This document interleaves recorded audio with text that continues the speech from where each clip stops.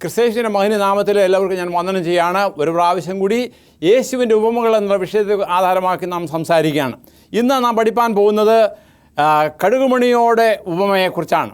അതിനു മുൻപായിട്ട് നമുക്ക് നമ്മുടെ ദൈവത്തോട് പ്രാർത്ഥിക്കാം. ഞങ്ങളെ അത്യധികമായി സ്നേഹിക്കുന്ന സ്വർഗീയ വാഴ്ത്തപ്പെട്ട ദൈവമേ, പരിശുദ്ധ നാമത്തിന് വീണ്ടും നന്ദിയോടെ സ്തോത്രം ചെയ്യുന്നു. അതേ തിരുവനന്തപുരത്ത് നിന്ന് അടിയങ്ങൾക്ക് അവിടുന്ന് പഠിപ്പിച്ച ഉപമകളെക്കുറിച്ച് പഠിക്കുമ്പോൾ കടുകുമണിയുടെ ഉപമ എപ്രകാരമാണ് ഞങ്ങളുടെ ജീവിതത്തെ സ്പർശിക്കുന്നതെന്ന് മനസ്സിലാക്കി തരുവാൻ കർത്താവ് സഹായിക്കണം. കൃപയിൽ സൂക്ഷിക്കണം, അവിടുത്തെ വരവിനായി ഒരുങ്ങാൻ സഹായിക്കണം. എല്ലാം യേശുവിൽ കൂടി താഴ്മയുടെ വിനയമായി ചോദിക്കുമ്പോൾ കൃപയോടെ കേൾക്കുമാറാകണമേ. ആമേൻ. കർത്താവിൻ്റെ അടുത്ത് അനവധിയായ ആൾക്കാർ വരികയുണ്ടായി. അവരൊക്കെയും പല പല ചോദ്യങ്ങൾ ഉന്നയിപ്പാൻ തക്കവണ്ണം ഇടയായി. എന്നാൽ അവിടെ യേശു ക്രിസ്തു ദൈവരാജ്യത്തെക്കുറിച്ച് പഠിപ്പിച്ചുകൊണ്ടിരുന്ന സാഹചര്യത്തിൽ ഈ യേശു ക്രിസ്തു എങ്ങനെയാണ് ഒരു രാജ്യമുണ്ടാക്കുന്നത്? കാരണം അവന് പവറില്ല, അവന് അനുയായികളില്ല, അതുപോലെ തന്നെ അത് ലോകത്ത് കാണുന്ന രാജ്യങ്ങളെപ്പോലുള്ളതായ അല്ലെങ്കിൽ തൻ്റെ പിന്തുടർച്ചക്കാരില്ല. അപ്പോൾ എങ്ങനെ ഒരു ദൈവരാജ്യം സ്ഥാപിക്കപ്പെടും എന്നുള്ള ചിന്താഗതികൾ പലരുടെയും മനസ്സിൽ ഉണ്ടായി. ആ സാഹചര്യത്തിലാണ് യേശു ക്രിസ്തു ദൈവരാജ്യത്തെക്കുറിച്ച് ഇപ്രകാരം പറയുന്നത്. നമുക്ക് വായിക്കാം വിശുദ്ധ മത്തായിയുടെ സുവിശേഷം 13-ാമത്തെ അധ്യായത്തിൽ 31-32 വാക്യങ്ങൾ. സ്വർഗരാജ്യം കടുകുമണിയോട് സദൃശ്യം. അത് ഒരു മനുഷ്യനെടുത്ത് തൻ്റെ വയലിൽ ഇട്ടു. അത് എല്ലാ വിത്തിലും ചെറിയതെങ്കിലും വളർന്ന് സസ്യത്തിൽ ഏറ്റവും വലുതായി. ആകാശത്തിലെ പറവകൾ വന്നു അതിൻ്റെ കൊമ്പുകൾ വസിപ്പാൻ തക്കവണ്ണം വൃക്ഷമായി തീരുന്നു. ഈ ഉപമ കർത്താവ് തൻ്റെ ശിഷ്യന്മാരോടായിട്ട് തന്നോട് കൂടെ ഇരുന്നവരുമായിട്ട് പറഞ്ഞതാണെങ്കിലും കടുകിൻ്റെ വളർച്ച അല്ലെങ്കിൽ കടുകിൻ്റെ ഉയരം അല്ലെങ്കിൽ കടുകിനെക്കുറിച്ച് എന്ന് പറയുമ്പോൾ എൻ്റെ ചെറുപ്രായത്തിൽ കരുതിയത് ഒരു വലിയ മരമെന്നാണ്. പക്ഷേ അത് കടുക് വളർന്നു വല്ലുന്നപ്പോൾ ഒരു ഉയർന്ന സസ്യമായിട്ട് ഒരു പ്ലാന്റായിട്ട് കാണുവാൻ സാധിക്കുന്നുണ്ടായി. എന്നാൽ അതിൽ എപ്രകാരമാണ് എനിക്കറിയത്തില്ല. പാലസ്തീൻ ദേശത്ത് ഉള്ളതായ കടുക് വളരെ വലിയ മരമാണോ, അവരുടെ കൊമ്പുകളുണ്ട്, അതിലതുപോലെ അത് പക്ഷികൾ വന്നതിൽ പാർക്കുന്നതായുള്ള സാഹചര്യത്തെക്കുറിച്ച് ഇവിടെ കർത്താവ് പറയുകയുണ്ടായി. എന്നാൽ ഈ ഉപമയിൽ എന്താണ് നമുക്ക് പഠിപ്പാനുള്ളത്? അതാണ് നാം വളരെയധികമായിട്ട് ചിന്തിക്കേണ്ടത്. കാരണം ഭൗമികമായ രാജ്യത്തെക്കുറിച്ചല്ല ഇവിടെ പറയുന്നത്. യേശുവിൻ്റെ കൃപയുടെ രാജ്യത്തിൻ്റെ വളർച്ച, അത് വളരെ ചെറുതായിട്ടാണ് തുടക്കം, അത് വളരെ വലുതായി മാറുന്നതായ ഒരു സാഹചര്യമാണ്. ഇവിടെ യേശുക്രിസ്തുവിൻ്റെ ഈ ഉപമയിലൂടെ നമുക്ക് മനസ്സിലാക്കാൻ സാധിക്കുന്നത് അത് ചെറുതായുള്ളതായ തുടക്കമാണ്, അത് വലുതായി തീരുന്ന ഒരു സാഹചര്യം. എപ്രകാരമാണിത് സംഭവിക്കുന്നത്? അത് മനുഷ്യ മനസ്സിൻ്റെ ഹൃദയത്തിൽ അല്ലെങ്കിൽ മനുഷ്യൻ്റെ ചിന്താഗതിയിൽ അത് ഉള്ളടങ്ങുവാൻ സാധിക്കുകയില്ല. ദൈവരാജ്യം എന്ന് പറയുന്നത് അതൊരു മർമ്മമായിട്ട് വേണമെങ്കിൽ ചിത്രീകരിക്കാം. പക്ഷേ ഇവിടെ പറയുന്നത് ഒരു കടുകുമണിയോട് ആണ് സാദൃശ്യപ്പെട്ടിരിക്കുന്നത്. നമുക്കറിയാം, കടുക് എന്ന് പറയുന്നത് എല്ലാ വിത്തുകളിലും ഏറ്റവും ചെറുതാണ്, അത് വളരെ ചെറുതാണ്. എന്നാൽ സാധാരണ നിറഞ്ഞ ഒരു മണിയാണെന്ന് പറഞ്ഞു കേട്ടിട്ടുണ്ട്. കാരണം കടുക് എണ്ണയ്ക്കകത്തിട്ട് പൊട്ടിക്കുന്നതായ ഒരു സാഹചര്യമുണ്ട്. അതിൽ പൊട്ടുന്നതിൻ്റെ പ്രത്യേകത എന്താണെന്ന് ചോദിച്ചാൽ അതിൻ്റെ ഉള്ളടക്കം നിറഞ്ഞതാണ്. അതുകൊണ്ട് എണ്ണയിലിടുമ്പോൾ അത് വികസിപ്പാൻ തക്കവണ്ണം അല്ലെങ്കിൽ എക്സ്പാൻഷൻ ഉണ്ടാകുമ്പോൾ അത് പൊട്ടുന്നു, അതിൻ്റെ തോട് പൊളിച്ചത് പുറത്തു വരുന്നു. അപ്പോൾ അവിടെ അതൊരു വലിയ ഒരു പാഠം നമുക്കിവിടെ പഠിപ്പാൻ തക്കവണ്ണം സാധിക്കും. കാരണം ചെറുതായ സാഹചര്യത്തിൽ, പ്രത്യേകിച്ച് പറയുമ്പോൾ യേശു ക്രിസ്തു ഏകനായി ഭൂമിയിൽ വന്നു, തനിക്ക് 12 ശിഷ്യന്മാരുണ്ടായിരുന്നു. അതിനുശേഷം സഭ വളർന്ന് വരുവാൻ തക്കവണ്ണം ഇടയായി തീർന്നു. ഇന്ന് ഈ ലോകത്തിലെ അനേക മതങ്ങളിൽ ഏറ്റവും നമ്പർ 1 ആണ് ക്രിസ്തീയ സഭ. അത് എപ്രകാരം ദൈവത്തിന് അനുയോഗ്യമാണോ എന്നുള്ളത് വിധി എഴുതുന്ന ദൈവമാണ്. എന്നാൽ അതുപോലുള്ളൊരു തുടക്കത്തെക്കുറിച്ച് പല സാഹചര്യത്തിൽ നമുക്ക് കാണുവാൻ സാധിക്കും. നമുക്കറിയാം, കർത്താവിൻ്റെ മുൻകൂറിയായിട്ട് വന്നത് യോഹന്നാൻ സ്നാപകനായിരുന്നു. യോഹന്നാൻ സ്നാപകൻ ഈ ഭൂമിയിൽ വന്നപ്പോൾ താൻ മരുപ്രദേശത്താണ് താമസിച്ചത്. പിന്നെ വന്ന് മാനസാന്തരത്തിൻ്റെ അനുഭവത്തെക്കുറിച്ച് അവരോട് പ്രസംഗിപ്പാൻ തക്കവണ്ണം തുടങ്ങി. അനേകരും അവൻ്റെ അടുത്ത് വന്നത്, എല്ലാ തരത്തിലുള്ള ആൾക്കാരും അവൻ്റെ അടുത്ത് വന്നതായിട്ട് തിരുവചനം നമ്മോട് പറയുന്നുണ്ട്. അതേ തന്നെ പാപികൾ വന്നു, അതുപോലെ ചുങ്കക്കാർ വന്നു, അതുപോലെ തന്നെ പരീശന്മാർ വന്നു, പടയാളികൾ വന്നു. ഇവരൊക്കെയും ഞങ്ങൾ ദൈവരാജ്യത്തിന് അവകാശികളായി തീരുവാൻ എന്ത് ചെയ്യണം എന്നുള്ളതായ ചോദ്യം ചോദിക്കുകയുണ്ടായി. എന്നാൽ ഇവർക്കൊക്കെയും യോഗ്യമായ മറുപടി യോഹന്നാൻ സ്നാപകൻ കൊടുക്കുകയുണ്ടായി. അതായത് അവരുടെ ചോദ്യത്തിന് അനുചിതമായ മറുപടി നൽകുകയും അങ്ങനെ അവരൊക്കെയും ദൈവരാജ്യത്തിന് അല്ലെ മാനസാന്തരത്തിൻ്റെ അനുഭവത്തിലേക്ക് കടന്നു വരുവാൻ ഇടയായി തീർന്നു. കാരണം അനേക ശിഷ്യന്മാർ യോഹന്നാൻ സ്നാപകൻ ഉണ്ടായിരുന്നു എന്ന് തിരുവചനത്തിൽ നാം പഠിക്കുന്നുണ്ട്. അപ്പോൾ ഈ ചെറിയ തുടക്കം, അതായത് യോഹന്നാൻ സ്നാപകനാൽ ആരംഭപ്പെട്ടതായ തുടക്കം, അത് യേശു ക്രിസ്തുവിൻ്റെ ജീവിതത്തിലൂടെയും പിന്നീടുള്ളതായ കാലത്തിൽ അവരിൽപ്പെട്ട ചില ശിഷ്യന്മാരൊക്കെയും യേശുവിന് ശിഷ്യന്മാരായി മാറുവാൻ ഇടയായി തീരുകയും ചെയ്തതായിട്ട് നമുക്ക് വായിപ്പാൻ സാധിക്കുന്നതാണ്.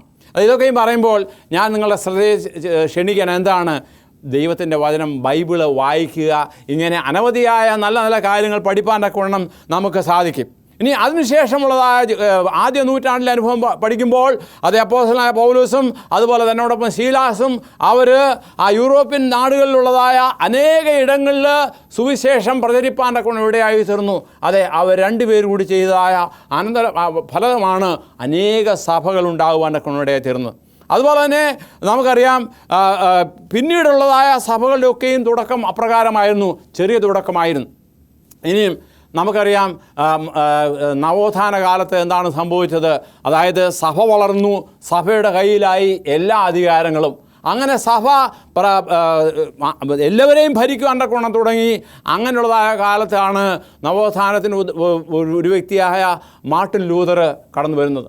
മാർട്ടിൻ ലൂതറിനെ കുറിച്ച് പറയുമ്പോൾ മാർട്ടിൻ ലൂതർ അതേ ദൈവവിശ്വാസിയായിരുന്നു. ഒരു അച്ഛനാകുവാൻ തക്കവണ്ണമുള്ള പഠനമൊക്കെയും കഴിഞ്ഞ് പഠിച്ചുകൊണ്ടുന്ന സാഹചര്യത്തിൽ തനിക്ക് അതേ ലത്തീനിലുള്ളതായ ഒരു ബൈബിള് കിട്ടി. അപ്പോൾ അതുവരെ ലഭിക്കാത്ത സാഹചര്യത്തിൽ താൻ ഇതൊക്കെയും വളരെ സന്തോഷത്തോടെ അതേ ആത്മീയമായിട്ട് തന്നെ വായിച്ചു പഠിച്ചു. അതിൽ താൻ വായിച്ചപ്പോൾ അതേ അന്നത്തെ സഭയിലുള്ള അനേക പ്രവർത്തനങ്ങൾ വചനത്തിന് വിരുദ്ധമാണ് എന്ന് മനസ്സിലാക്കി. അത് മനസ്സിലാക്കിയതെല്ലാം പഠിച്ചതിന് ശേഷം താൻ തൻ്റെ ദേശമായ ജർമ്മനിയിൽ പോയി അവിടെ വിറ്റൻബർഗ് ചർച്ചിൻ്റെ ചുമതലയാൽ അവിടെ ആയിരുന്ന സാഹചര്യത്തിൽ ആണ് ടെർസൽ എന്ന് പറയുന്ന ഒരു വ്യക്തി പാപവിമോചന ചീട്ടുമായിട്ട് കച്ചവടത്തിനായിട്ട് ഇറങ്ങുന്നത്. എന്നാൽ അങ്ങനെയുള്ള അതിനെതിരായിട്ട് 95 പ്രസ്താവനകൾ എഴുതി വിറ്റൻബർഗ് ചർച്ചിൽ എല്ലാവരുടെയും കാര്യത്തിനായി പ്രദർശിപ്പിച്ചു. അങ്ങനെ അന്നത്തെ സഭയുമായിട്ട് ഒരു മത്സരം അല്ലെങ്കിൽ ഒരു പോരാട്ടം ഉണ്ടാകുവാൻ ഇടയായിത്തീർന്നു. എന്നാൽ അതൊക്കെയും ദൈവത്തോടു കൂടി, അതായത് തിരുവചനത്തെക്കുറിച്ച് പഠിച്ച് അത് തൻ്റെ ജീവിതത്തിൻ്റെ ഭാഗമാക്കിയതായ മാർട്ടിൻ ലൂതർ സഭയ്ക്ക് എതിരായിട്ട് നിന്നു. അത് മാത്രമല്ല, സഭ മാത്രമല്ല അന്നത്തെ ചക്രവർത്തിക്കും വിരുദ്ധമായിട്ട്. അതുകൊണ്ട് അദ്ദേഹം എടുത്തതായ ഒരു തീരുമാനം ഇംഗ്ലീഷിൽ ഞാൻ പറയുകയാണ്, here I take my stand, I can do otherwise, God be my help എന്ന് പറഞ്ഞതായ അല്ലെ പറയുവാനുള്ള ചങ്കൂറ്റം മാർട്ടിൻ ലൂതറിനുണ്ടായി. അതിൻ്റെ അനന്തരഫലം എന്താണ്? അത് പ്രോട്ടസ്റ്റൻ്റ് സഭകൾ അല്ലെങ്കിൽ പ്രോട്ടസ്റ്റൻ്റ് എന്ന് പറയുന്ന സമൂഹം ഉണ്ടാകുവാൻ തക്കവണ്ണം ഇടയായി തീർന്നു. അപ്പോൾ സഭയിൽ ഒരു നവോത്ഥാനം ഉണ്ടാകുവാൻ തക്കവണ്ണം അത് മാർട്ടിൻ ലൂതറിൻ്റെ തൻ്റെ അടുത്തോടുള്ളതായ ഒരു നിലപാടായിരുന്നു അതിന് ഇടയാക്കി തീർന്നത്.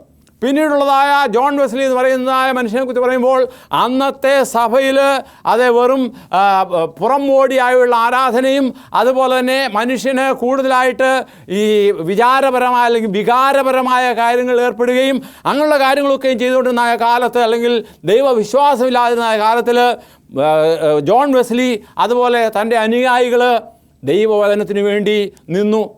അതേ, ഈ പുറമോടിയായിട്ട് കാണുന്നതല്ല, ഹൃദയം കൊണ്ടൊരു മാറ്റമുണ്ടാകണം. ആ മാറ്റത്തിന് വേണ്ടി എന്തു ചെയ്തു?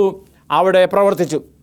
അപ്പോൾ അതായത് ഹൃദയസ്പർശിയായ കാര്യങ്ങൾ, തിരുവചനം നമ്മുടെ ഹൃദയത്തെ എത്രമാത്രം സ്പർശിക്കുന്നു എന്ന് ഇവരുടെയൊക്കെയും ജീവിത അനുഭവങ്ങൾ അതേ ഒരു ചെറിയ തുടക്കമായി അത് തുടങ്ങിയത് അതൊരു വലിയ സംരംഭമായി തീർന്നു എന്ന് ഈ ഭൗമികമായ നമ്മുടെ ചരിത്രത്തിൽ നമുക്ക് കാണുവാനൊക്കെ സാധിക്കും. സഭയുടെ തുടക്കം ചെറുതായിരുന്നു, എന്നാൽ അതൊരു വലിയൊരു കാര്യമായി തീരുന്ന സാഹചര്യത്തെക്കുറിച്ചാണല്ലോ ഞാനിപ്പോൾ നിങ്ങളോട് പറഞ്ഞത്. എന്നാൽ യേശുക്രിസ്തു ഈ ഭൂമിയിലായിരുന്നപ്പോൾ യേശുക്രിസ്തു തിരുവെഴുത്തുകളെക്കുറിച്ച് ഇത് സംസാരിക്കുന്നു എന്ന് പറയുകയുണ്ടായി. എന്നാൽ പരീശന്മാരായ പലരും അവർ യേശുക്രിസ്തുവിനെ വിശ്വസിച്ചില്ല. യേശുക്രിസ്തുവിൻ്റെ നടപടികളൊക്കെയും അവർ കുറ്റം കണ്ടുപിടിച്ചുകൊണ്ടിരുന്ന ഒരു സാഹചര്യമുണ്ടായിരുന്നു. എന്നാൽ ഒരു അന്ധനായ ഒരു ചെറുപ്പക്കാരൻ യേശുക്രിസ്തുവിനെ പൂർണ്ണമായിട്ട് വിശ്വസിച്ചു എന്ന ഒരു ചിത്രീകരണം യോഹന്നാൻ്റെ സുവിശേഷം 9-ാമത്തെ അധ്യായത്തിൽ നാം വായിക്കുന്നുണ്ട്. എന്നാൽ പരീശന്മാർ പറയുന്നത് എന്താണ്? അവർ ഈ വ്യക്തിയെ, ഈ ചെറുപ്പക്കാരനെ വിളിച്ചു, നിന്നെ ആര് സൗഖ്യമാക്കി എന്നുള്ള ഒരു വിചാരണ നടക്കുകയാണ്. ആ വിചാരണയ്ക്കിടയിൽ അവർ തന്നെ പറയുകയാണ്, അതായത് ഈ വ്യക്തി പറഞ്ഞു, അവൻ ദൈവപുത്രനല്ല എങ്കിൽ അവൻ എങ്ങനെ ഇത് സാധിക്കും? അവൻ ദൈവപുത്രൻ ആകുന്നു എന്ന് തൻ്റെ വിശ്വാസത്തോടെ പറയുകയുണ്ടായി. എന്നാൽ പരീശന്മാർ ഇപ്രകാരം പറയുകയുണ്ടായി, മോശയോട് ദൈവം സംസാരിച്ചു എന്ന് ഞങ്ങൾ അറിയുന്നു, ഇവനോ എവിടെ നിന്നു എന്ന് അറിയുന്നില്ല എന്ന് പറയുന്ന ഒരു സാഹചര്യം യോഹന്നാൻ്റെ സുവിശേഷം 9-ാമത്തെ അധ്യായത്തിൽ 29 രേഖപ്പെടുത്തിയിട്ടുണ്ട്. അപ്പോൾ ഈ ഭൂമിയിൽ കർത്താവ് ഉപമകളിലൂടെയും അല്ലെങ്കിൽ തിരുവചനത്തിലൂടെയും അവരെ പഠിപ്പിച്ചപ്പോൾ അത് അവർക്ക് മനസ്സിലാക്കുവാൻ തക്കവണ്ണം, അല്ലെങ്കിൽ അവർ മനസ്സിലാകാതെ ഇരിപ്പാൻ തക്കവണ്ണം പിശാച് അവരുടെ മനസ്സിനെ അടച്ചു. അല്ലെങ്കിൽ അവർ ഈ കണ്ണുപൊട്ടനോട് പറയാണ്, നിനക്ക് കാഴ്ച ഉണ്ടായി, അവൻ്റെ ഉള്ളുകൊണ്ട് അവൻ യേശു ക്രിസ്തുവിനെ അംഗീകരിപ്പാൻ തക്കവണ്ണം ഇടയായിത്തന്നാൽ ഇവർക്കോ ആ ഒരു അറിവ് ഉണ്ടായിരുന്നില്ല.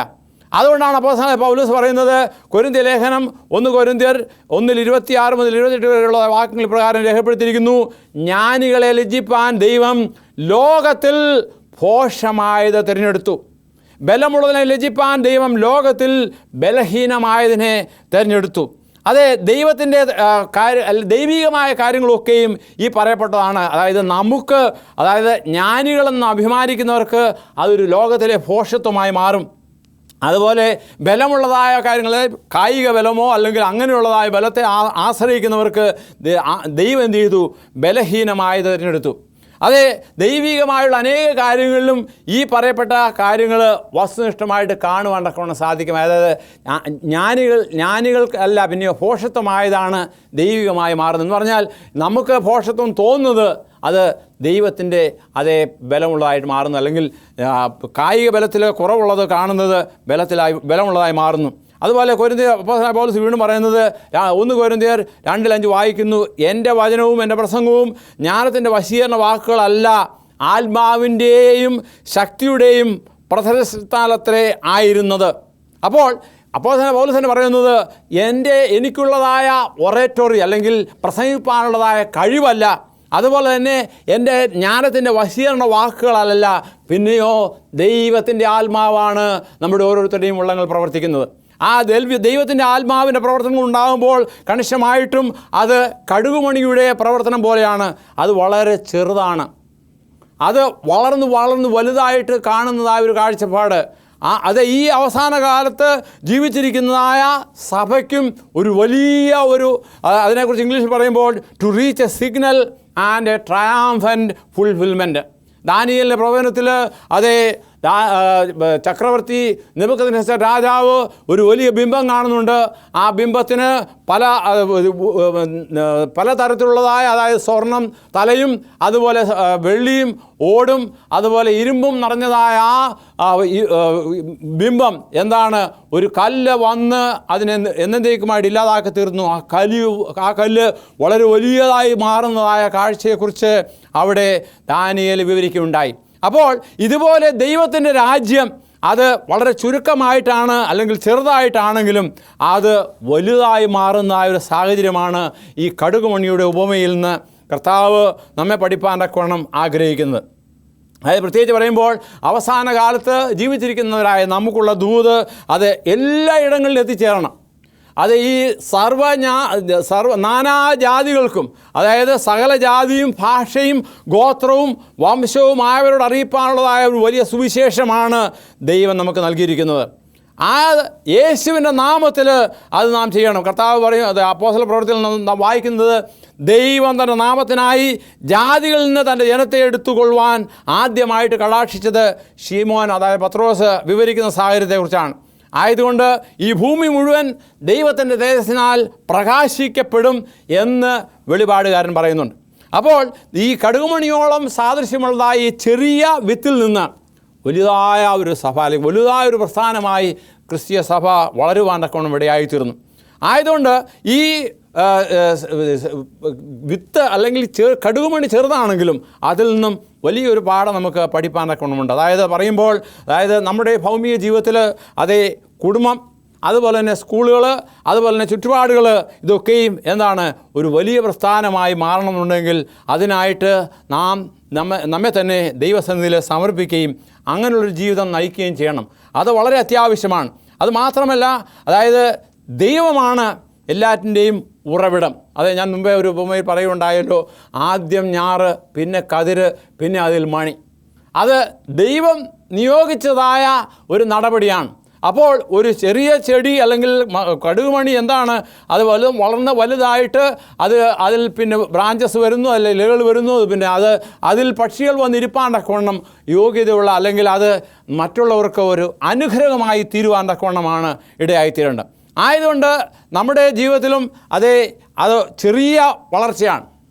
നമ്മുടെ നാട്ടിൻപുറത്തുള്ളതായ അനേക വലിയ വൃക്ഷങ്ങളുണ്ട്. എന്നാൽ ആഞ്ഞിലിക്കുരു എത്രമാത്രം ചെറുതാണ്. ഇപ്പോൾ നമ്മൾ കടുകുമണിയെക്കുറിച്ച് പറയുമ്പോൾ ആഞ്ഞിലിക്കുരുവായിട്ട് വളരെ വ്യത്യാസമുണ്ട്. എങ്കിലും ഞാൻ പറയാൻ വന്നത്, അതായത് നമ്മുടെ ആഞ്ഞിലി മരം, അതിൻ്റെ ഒരു കുരു എടുക്കുകയാണെങ്കിൽ അത് വളരെ ചെറുതാണ്.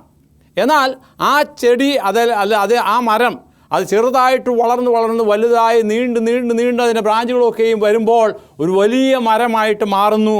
അതുപോലെ അനേക മരങ്ങൾ ഈ ഭൂമിയിലുണ്ട്. അതിൻ്റെയൊക്കെയും തുടക്കം വളരെ ചെറുതാണ്. ആയതുപോലെ ഒരു ചെടിയുടെ അല്ലെങ്കിൽ ഒരു വൃക്ഷത്തിൻ്റെ ആരംഭം വളരെ ചെറുതാണ്. ഒരു കടുകുമണിയെ കുറിച്ചാണ് കർത്താവായ യേശുക്രിസ്തു പറഞ്ഞത്. അപ്പോൾ അതിൻ്റെ വളർച്ചയിൽ നിന്ന് നമുക്ക് എന്താണ് മനസ്സിലാക്കാൻ സാധിക്കുന്നത്? ഭൗമികമായിട്ട് ഒരു ശിശുവിൻ്റെ വളർച്ചയും, അതുപോലെ തന്നെ നാം അറിയാം, ഒരു ശിശു അതൊരു പൈതൽ അല്ലെങ്കിൽ ജനിച്ച് പിറന്നു, അതിനുശേഷം അത് പതിവായിട്ട് അല്ലെങ്കിൽ അത് വളർന്നു വരുന്നതായ സാഹചര്യം ഓരോ പടിപടികളായിട്ടാണ്. അതുപോലെ തന്നെ ആ ഒരു മനുഷ്യജീവി അത് ഉടലെടുക്കുന്നത് തന്നെ എത്രമാത്രം അതിശയകരമായിട്ടാണ്, അത്ഭുതകരമായിട്ടാണ് എന്ന് നമുക്ക് ബയോളജി പഠിക്കുമ്പോൾ, അനാട്ടമി പഠിക്കുമ്പോൾ, അതായത് മനുഷ്യശാസ്ത്രം പഠിക്കുമ്പോൾ മനസ്സിലാക്കൊണ്ടൊക്കെ സാധിക്കും. അതിനെക്കുറിച്ച് പറഞ്ഞതായ ഒരു കാര്യം ഞാൻ ഓർത്തു പോവുകയാണ്. അതായത് ഒരു മനുഷ്യൻ്റെ ഒരു പുരുഷൻ്റെ ബീജത്തിൽ നിന്ന് ഉള്ളതായ ആ ബീജം അത് കണ്ണുകൊണ്ട് കാണുവാനൊക്കെ സാധിക്കുകയില്ല. അത് സ്ത്രീയുടെ അണ്ഡവുമായിട്ട് ചേർന്ന് അത് വളർന്ന് വലുതായിട്ട് 10 മാസത്തിനകം ഒരു ശിശുവായിട്ട് പുറത്തു വരുമ്പോൾ അതേ അമ്മയുടെ ഗർഭത്തിലുള്ള അതിൻ്റെ വളർച്ചയുടെ അതേ രീതിയിൽ തന്നെ ഭൂമിയിൽ വളരുകയാണെങ്കിൽ, അല്ലെങ്കിൽ പുറത്ത് വന്ന് അല്ലെങ്കിൽ പിറന്നതിന് ശേഷം വളരുകയാണെങ്കിൽ ഒരു വലിയ രാക്ഷസനായിട്ട് മാറുമെന്നൊക്കെ സാധിക്കും. എന്നാൽ ഭൗമികമായ ചുറ്റുപാടുകൾ അതിന് അനുവദിക്കുന്നില്ല.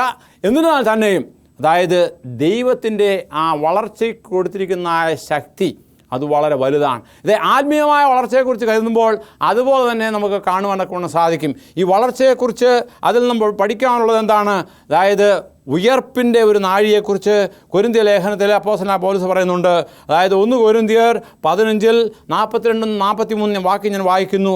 ദ്രവത്വത്തിൽ വിതയ്ക്കപ്പെടുന്നു, അദ്രവത്വത്തിൽ ഉയർക്കുന്നു. അപമാനത്തിൽ വിതയ്ക്കപ്പെടുന്നു, തേജസ്സിൽ ഉയർക്കുന്നു. ബലഹീനതയിൽ വിതയ്ക്കപ്പെടുന്നു, ശക്തിയിൽ ഉയർക്കുന്നു.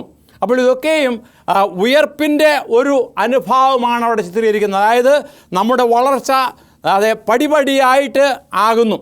ആയതുകൊണ്ട് ചെറുപ്പത്തിലും അതായത് ദൈവഭയത്തിൽ വളരുവാൻ തക്കവണ്ണം അവരെ നാം പഠിപ്പിക്കണം. അത് വീട്ടിൽ ചെയ്യേണ്ട ഒരു കാര്യമാണ്. സ്കൂളുകളിലായിരുന്നാലും അത് ഇന്നത്തെ കാലത്തെ വിദ്യാഭ്യാസം ദൈവ ശിക്ഷണത്തിൽ വളരുവാനുള്ളതായ താല്പര്യമില്ല. ഇന്ന് ലൗകികമായ അനേക കാര്യങ്ങളാണ് മനുഷ്യൻ പഠിക്കുന്നത്. ഞാൻ കഴിഞ്ഞ ദിവസം പറയുന്നുണ്ടായല്ലോ, ഇപ്പോഴത്തെ കുഞ്ഞുങ്ങൾ സ്കൂളിൽ പോകുന്നത് വലിയ ഭാണ്ഡക്കെട്ടുമായിട്ടാണ്. എന്നാൽ ഇതിലൊക്കെ ഉള്ളടങ്ങിയിരിക്കുന്നത് ദൈവം ഇല്ല എന്നുള്ള തത്വത്തിലേക്കാണ് അവരൊക്കെ നയിക്കുന്നത്. എന്നാൽ വിദ്യാഭ്യാസം തുടക്കം ദൈവഭയത്തോടുകൂടി അല്ലെങ്കിൽ ജ്ഞാനത്തിൻ്റെ ആരംഭം എന്താണ്, അത് ദൈവഭക്തിയിലാകുന്നു എന്നുള്ളതായ താല്പര്യത്തിലായിരുന്നു. എന്നാൽ അതിൽ നിന്ന് മാറിപ്പോയതായ ഒരു കാഴ്ചപ്പാട് നമുക്ക് കാണുവാനൊക്കെ സാധിക്കും. എന്നാൽ അത് ദൈവരാജ്യത്തിന് മുതൽക്കൂട്ടുള്ളവരായി തീരുവാൻ വേണ്ടി അവർക്ക് വിദ്യ അഭ്യസിക്കണം. ഇതൊക്കെയും എവിടെ നിന്നാണ്? പ്രകൃതിയിൽ നിന്ന് ഈ പാഠങ്ങളൊക്കെയും പഠിപ്പാനൊക്കെ സാധിക്കും. ആയതുകൊണ്ട് go back to your origin. അതായത് നീ ദൈവം നിർമ്മിച്ചതായ, ദൈവം സൃഷ്ടിച്ചതായ ആ സാഹചര്യത്തിലേക്ക് നാം കടന്നു പോവുക.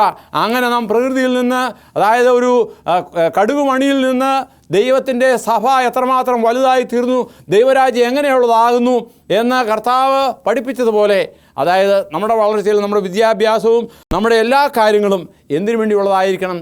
സ്വർഗരാജ്യത്തിൻ്റെ മുതൽക്കൂട്ടായി തീരുവാനൊക്കെ ഇടയായിത്തീരണം. അതുകൊണ്ട് നാം ആ ഒരു തയ്യാറെടുപ്പ്, കാരണം ഒരു കൃഷിക്കാരൻ തൻ്റെ നിലം ഉഴുത് മറിച്ച് അതിൽ വളമിട്ട് അല്ലെങ്കിൽ അതിന് വേണ്ട കാര്യങ്ങളൊക്കെയും ചെയ്ത് വിത്ത് വിതയ്ക്കുന്നത് പോലെ നമ്മുടെ ഭൗമിക ജീവിതത്തിലും അതേ ദൈവത്തിന് കൊള്ളാവുന്നവരായി ജീവിപ്പാൻ, ദൈവരാജ്യത്തിന് കൊള്ളാവുന്നവരായി തീരുവാൻ വേണ്ടി എന്തു ചെയ്യണം? ഒരുങ്ങണം. അതുകൊണ്ടാണ് അനേക പാഠങ്ങൾ, അതായത് വിത്തിൽ നിന്നും കളയിൽ നിന്നും അതുപോലെ തന്നെ കടുകുമണിയിൽ നിന്നും നമുക്ക് പഠിപ്പാനൊക്കെ സാധിക്കുന്നത്. ഇതൊക്കെ നാം പഠിക്കുന്നത് എന്തിനു വേണ്ടിയാണ്? അതായത് ഭൗമികമായ ഒരു ഡിഗ്രി സമ്പാദിക്കുവാൻ വേണ്ടിയല്ല, ഭൗമികമായ ധനം സമ്പാദിക്കുവാൻ വേണ്ടിയല്ല, പിന്നെയോ നിത്യരാജ്യത്തിൻ്റെ അവകാശികളായി തീരുവാൻ വേണ്ടിയാണ്. ദൈവരാജ്യം കടുകുമണിയുടെ സദൃശ്യമെന്ന് കർത്താവ് അതുകൊണ്ടാണ് പറഞ്ഞത്. അതേ ഒരു ഉദാഹരണം ഞാനിവിടെ പറയുകയാണ്. അതായത് the tilling of the soil in disciplining and subduing the land, lessons may be constantly learned. No one would think of settling upon a raw piece of land, expecting it at once to yield harvest. Earnestness, diligence, persevering labor are to be put forth in treating the soil preparatory for the sowing seed. അതായത് വിത്ത് വിതയ്ക്കുന്നതിന് വേണ്ടിയുള്ള തയ്യാറെടുപ്പ്, അതുപോലെ തന്നെ വിത്ത് വളർന്നു വരുന്നതിൻ്റെതായ കാര്യങ്ങൾ. എന്നാൽ ദൈവത്തിനൊന്നും ദൈവം ചെയ്യാനുള്ളത് ദൈവം ചെയ്യും, ഞാൻ ചെയ്യാനുള്ളത് നാം ചെയ്യണം. അങ്ങനെ നാം ഈ ചെറു വളർച്ചയിൽ എന്നെക്കൊണ്ട് ചെയ്യാൻ സാധിക്കുന്ന കാര്യങ്ങളൊക്കെയും ചെയ്യുക.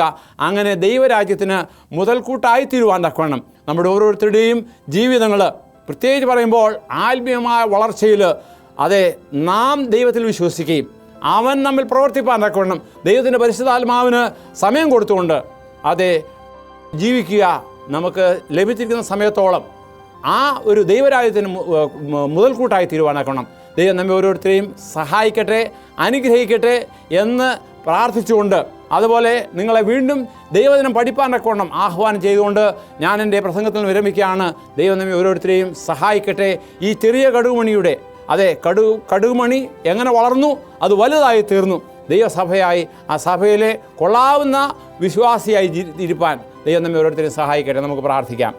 ഞങ്ങളെ അത്യധികമായി സ്നേഹിക്കുന്ന സ്വർഗീയ വാഴ്ത്തപ്പെട്ട ദൈവമേ, അവിടുന്ന് ഞങ്ങൾക്ക് നൽകിയിരിക്കുന്ന ഈ പാഠങ്ങൾക്കായി നന്ദിയോടെ സ്തോത്രം. അത് നല്ലവണ്ണം പഠിപ്പാനും തിരുവചനത്തിൽ അങ്ങനെ തന്നെ ഒന്ന് ധ്യാനിപ്പാനും കർത്താവ് സഹായിക്കണം. ഇതുവരെയും അടിയങ്ങളെ ദൈവം അനുഗ്രഹിച്ചു, അതിന് നന്ദിയോടെ സ്തോത്രം. അനുഗ്രഹം പ്രാപിച്ചുകൊണ്ട് നന്ദിയുള്ളവരായി ജീവിപ്പാൻ സഹായിക്കണം. യേശുവിൽ കൂടി താഴ്മയുടമനുമായി ചോദിക്കുമ്പോൾ കൃപയോടെ കേൾക്കുമാറാകണമേ. ആമേൻ. എന്നെ കേട്ടുകൊണ്ടുന്ന എല്ലാവർക്കും എന്നെ നന്ദി പറയുന്നു. കണിശമായിട്ടും നിങ്ങൾക്ക് എന്തെങ്കിലും ചോദ്യങ്ങളോ എന്തെങ്കിലും സംശയങ്ങളോ ഉണ്ടെങ്കിൽ, പ്രാർത്ഥനയ്ക്കുള്ളതായ വിഷയങ്ങളോ ഞങ്ങളെ താഴെ കൊടുത്തിരിക്കുന്നതായ മേൽവിലാസത്തിൽ എഴുതിയറിയിക്കുക. കണിശമായിട്ടും നിങ്ങൾക്ക് വേണ്ട സഹായം ഞങ്ങൾ ചെയ്യുന്നതാണ്. ദൈവം നിങ്ങളെല്ലാവരെയും അനുഗ്രഹിക്കുമാറാകട്ടെ.